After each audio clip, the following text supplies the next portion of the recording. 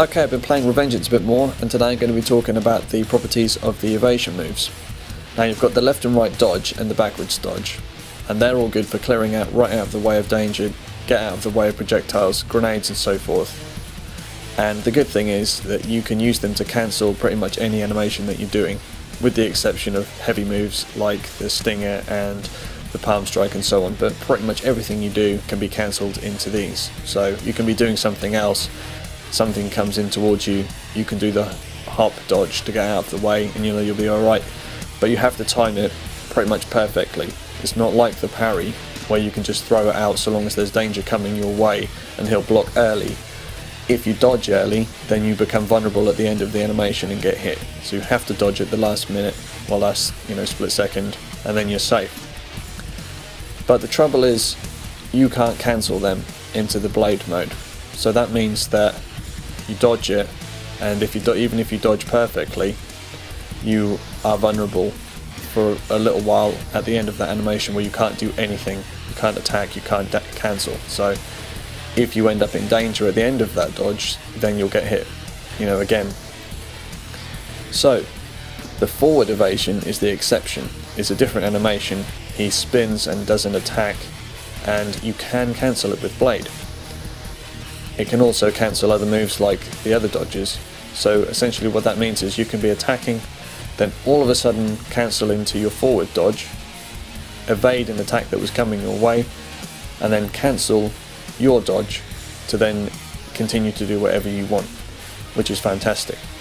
So what this means is that in a situation where you would have to parry, normally that would pin you to the spot and sometimes would even repel the enemy away from you in the case of the geckos or boss characters. If you do this forward evasion, then you're not even you're not intercepting their attack, you're just going through them and their attack goes through you, and then you can carry on from where you were. The fight doesn't have to stop, you're not stopped from doing anything, so it becomes really useful. Also worth noting is that you can cancel the forward dodge before you even get the spinning blade attack out, so you can start to do the forward dodge, cancel it immediately. So that means if you mistime it, you can just stop it, or if you just want the evasion property and you don't want to go all the way into the attack that comes with it, you can just cancel before that comes out and keep going, or you can allow him to hit with the blade and then cancel the rest of the animation and keep going.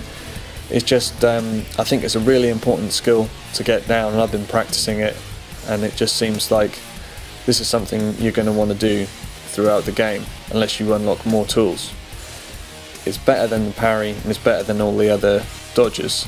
It's kind of like the I'm looking at it like God Hand.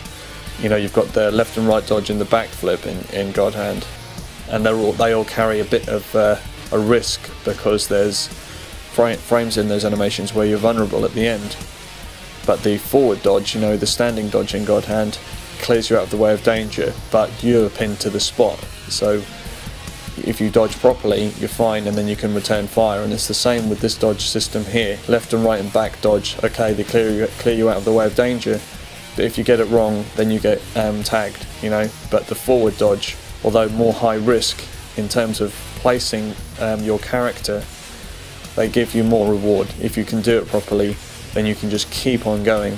It's a matter of offense, defense when you have to, then straight back on the offense again, and I love that.